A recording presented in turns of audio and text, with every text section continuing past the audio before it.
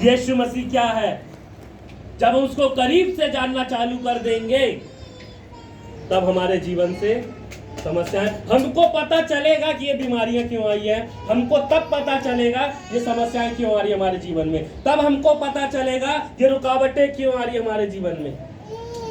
प्रार्थना तो कर रहे, अच्छी बात है, बाइबल तो पढ़ रहे, अच्छी बात है, लेकिन समझ में क्या है? बाइबल पढ़ना बस बात नहीं है, लेकिन बाइबल को समझना सबसे ज्यादा जरूरी है। बाइबल क्या समझाती है हमें? तू विश्वास करेगा तो तू और तेरा घराना उद्धार करेगा। तो उधर मार्था को बोलता है, अगर तू विश्वास करेगी, यहाँ पर बोलता है तू विश्वास करेगा तो तू और तेरा घराना। हमारा घराना क्या है? जब हम विश्वास करते हैं यीशु मसीह को, विश्वास के द्वारा जब उसको ढूंढना चालू करते हैं कि हमारा परमेश्वर कितना महान है, कितने अद्भुत काम करने में सामर्थ्य रखता है। आपको पता है, जब पतरस रात भर परेशान हुआ, यीशु मसीह नाव पे आया, बोलता उधर पर डाल, गहरे में ले चल। उसने ये नहीं बोला प्रभु रहने दे, मैं रात भर परेशान, तुझसे ज्यादा एक्सपीरियंस है मुझे इसका। आज हम भी बोलते प्रभु मुझे ज्यादा एक्सपीरियंस है, मैंने सीखा है। मैं प्रैक्टिकल लाइफ बताता हूँ अपनी, जो मैं ज़्यादा मेरे जीवन में प्रैक्टिकल करता हूँ, मैं कई चीज़ जानबूझ के करता हूँ, वो मैं प्रैक्टिकल बता रहा हूँ। अभी हमने आयुब 3:25 में जैसे बाइबल बताती है कि जिस डरावनी बात से, मैं जिस बात से कोशिश कर रहा था इस वचन को पूरा करने की, क्या ये सच है? ये बस आयुब के साथ हुआ और मैंने इस बात को प्रैक्टिकल किया और ये चीज़ मेरे साथ हुई। मैं जिस बात से डर रहा था वो मेरे ऊपर आना चालू हो गई, और जिस बात से मैं भय खा रहा था वो मुझे घेरना चालू कर दी। फिर मैंने डर को हटाया, मैंने बोला सच में अगर हम जिस बात से डरेंगे वो हमारे जीवन में आ जाएगी। बीमारियों से डरेंगे वो हमारे जीवन में घर कर जाएगी, दर्द से डरेंगे वो हमारे जीवन में घर कर जाएगा, समस्याओं से डरेंगे, नाना प्रकार की बातों से डरेंगे वो हमारे जीवन में। आयुब कहता मैं जिस डरावनी बात से डरता हूँ वही मुझ पर आ पड़ती है। लेकिन जब आयुब अपनी गलतियों को माना तब परमेश्वर ने उसको क्या दिया? दुगना दिया। समझ रहे? जब हम अपनी गलतियों को मानते हैं, प्रभु हमसे गलती हुई, हमने गुनाह किया, प्रभु हमें दुगना देना चालू कर देता है। बस हमें उस समय उस दुख में भी विश्वास योग्य, समझ में आ रहा है ना? उस समस्याओं में भी, नाना प्रकार की बातों में भी हमें क्या करना है? विश्वास योग्य बने रहना है। अगर हम विश्वास योग्य नहीं बने हैं, अगर हम, बाइबल कहती जिस नाप से तुम नापते हो उस नाप से तुम्हारे लिए भी नापा जाएगा। अगर हम परमेश्वर के लिए जब थोड़ा देना चाहते हैं तो परमेश्वर भी हमें थोड़ा देता, फिर बोलते प्रभु देता नहीं है।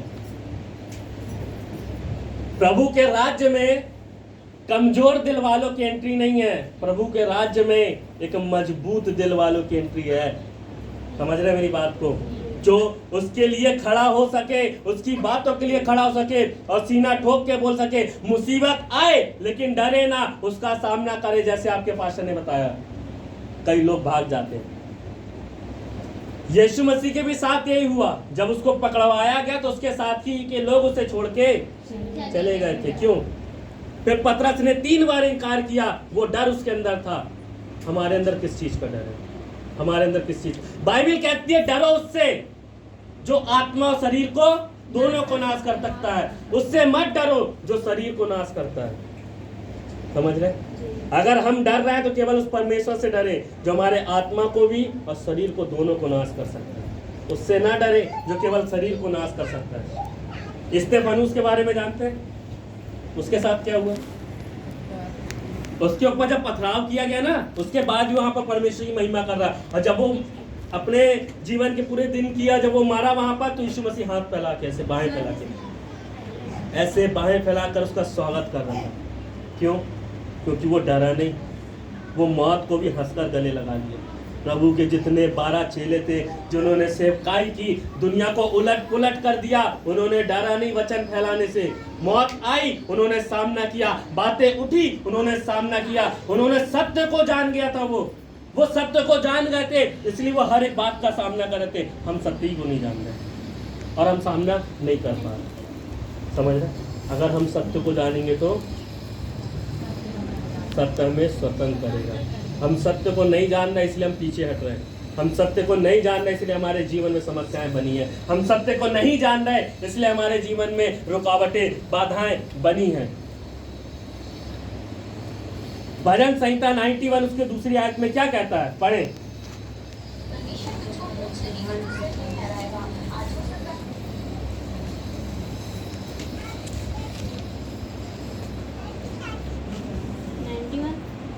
मैं यहोवा के विषय कहूंगा।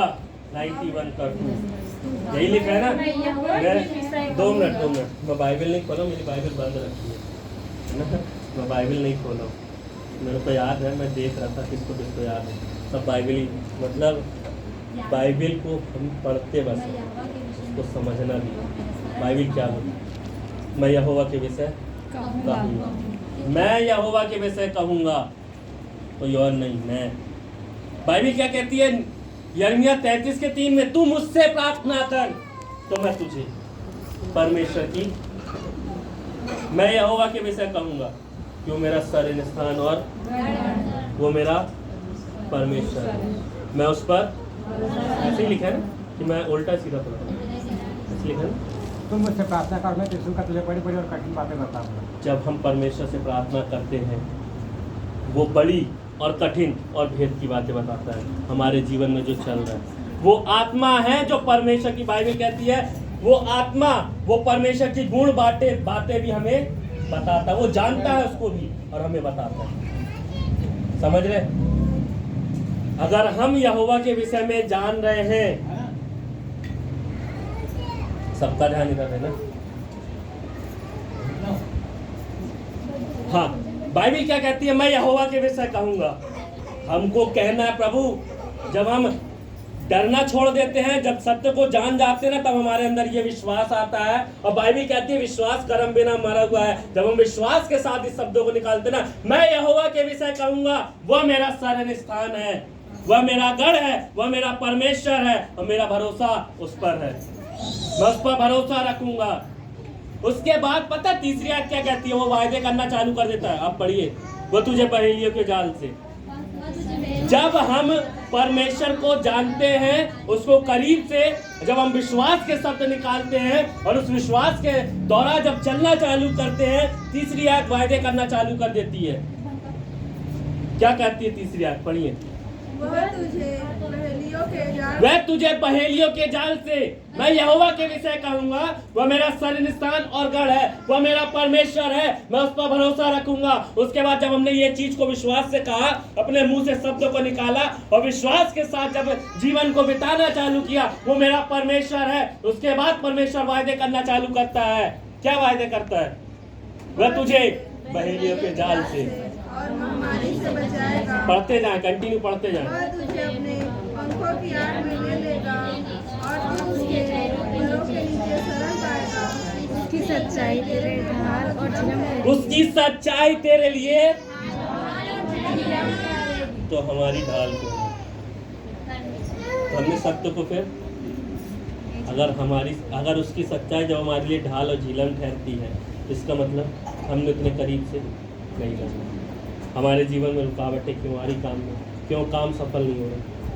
हमने सत्य को, जिस डरावनी बात से हम डर रहे थे वो आ रही थी। हम अगर परमेश्वर से डरना चालू कर दे, उसका भय खाना चालू कर दे, तो उसके काम हमारे जीवन में होना चालू जाएंगे।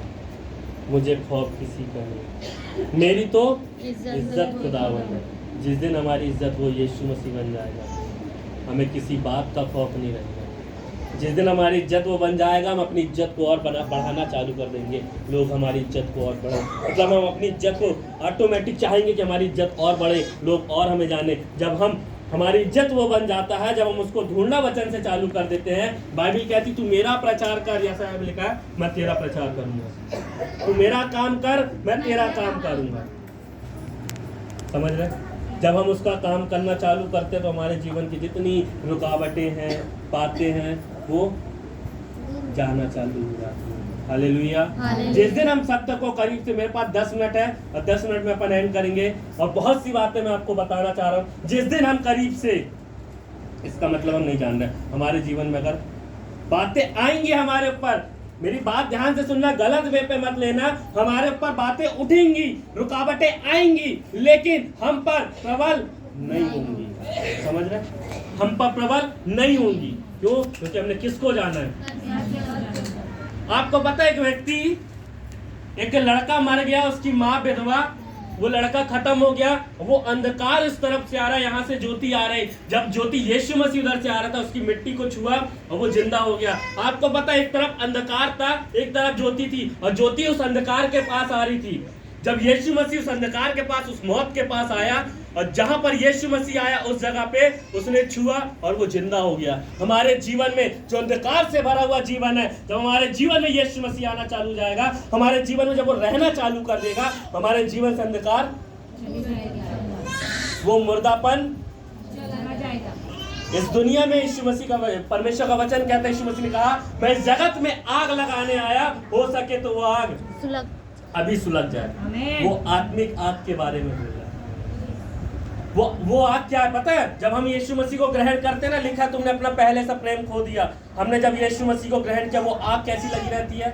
हम कहीं भी जा रहे हैं, बस यीशु मसीह के बारे में बता रहे हैं। हम जिससे भी मिल रहे हैं, यीशु मसीह जिंदा खुदा है। हम जिससे भी मिल रहे हैं, मेरा जीवन बदला। उसके बाद धीरे धीरे धीरे धीरे वो प्रेम ठंडा हुआ, वो आग बुझ गई। फिर उसके बाद हमारा रूटीन हो गया, हमारा वो चर्च आना, घर में प्रार्थना होना, हमने परमेश्वर को हल्के में ले लिया। अरे हमारा परमेश्वर, बस दुआ हो रही, संगति में जाना, लोगों से मिलना, बस हमने इतनी हमारी सोच हमने रख दी।